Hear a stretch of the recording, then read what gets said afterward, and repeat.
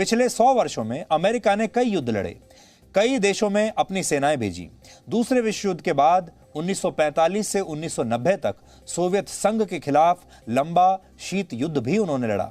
Korea, Vietnam, Iraq, Afghanistan और खाड़ी देशों में कट्टरपंथी ताकतों के खिलाफ कई वर्षों तक अमेरिका ने लड़ाइयां लड़ी।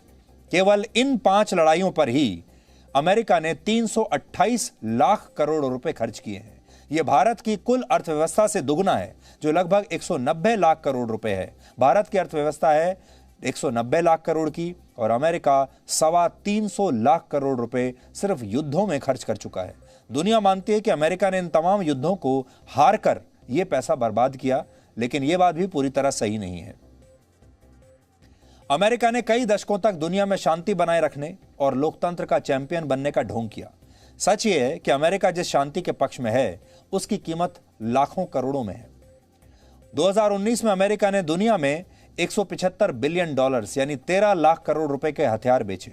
फिर अगले साल 2020 में 12 लाख करोड़ रुपए के हथियार अमेरिका ने बेचे। अमेरिका एक अमीर देश बनने के पीछे, उसके पीछे हथियारों का बाजार है। 20वीं शताब्दी की शुरुआत में ना तो अमेरिका दुनिया का सबसे ताकतवर देश था, ना ही सबसे अमीर देश था और ना ही अमेरिका का किसी और देश में शासन था। लेकिन पहले और दूसरे विश्व युद्ध ने अमेरिका की किस्मत बदल दी।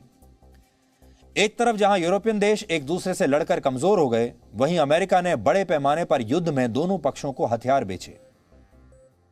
हालांकि इन लड़ाइयों से दुनिया को यह भी पता चला कि अमेरिका कन्वेंशनल वॉर यानी पारंपरिक युद्ध में तो शक्तिशाली है, यानी किसी देश की सेना को तो हरा सकता है, लेकिन वो तालिबान, अल-कायदा या ISIS जैसे आतंकवादी संगठनों से लड़ नहीं सकता।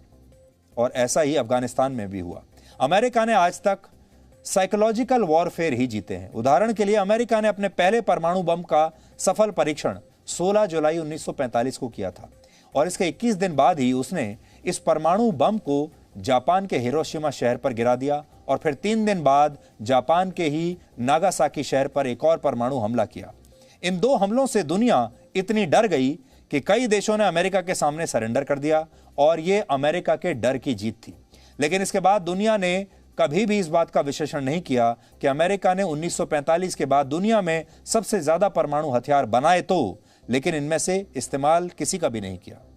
और अमेरिका तब से लेकर अब तक सिर्फ अपने उसी डर को बेच रहा है जो बॉम्ब उसने जापान में गिराए थे।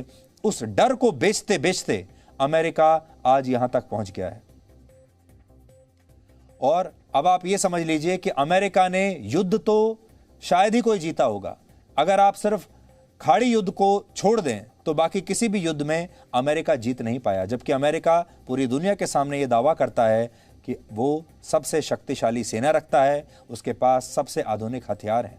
लेकिन इसके बाद भी ये नया उदाहरण है जब अफगानिस्तान से भी उसके सैनिकों को वापस लौटना पड़ा है। तो इसलिए अमेरिका जो सुपर पावर का अपना एक स्टेटस बनाकर रख रहा है, वो असल में नागासाकी और हिरोशिमा पर जो उसने बम गिराए थे उसी डर को अब तक भुनाता आ रहा है, उसी को बेचता आ रहा है और पूरी दुनिया में उसने युद्ध को एक इंडस्ट्री में तब्दील कर दिया है। और उसका सबसे ज्यादा पैसा अमेरिका ने कमाया है या फिर रशिया ने कमाया है।